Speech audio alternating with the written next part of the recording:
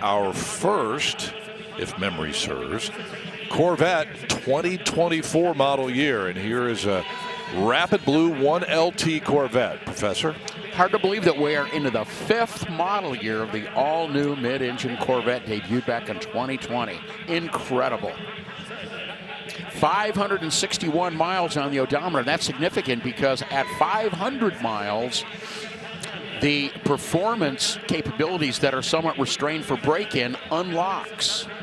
So the new owner, presuming it does sell, will be able to enjoy that sensation of driving it when that odometer clicks over into 500 or 501 miles.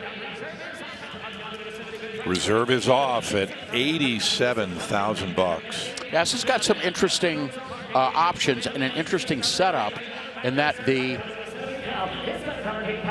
R is just really an appearance package. The 1LT is the base interior, but they've gone with the extra cost blue seat belts to match the extra cost exterior paint as well, that Rapid Blue, and it's got the optional wheels.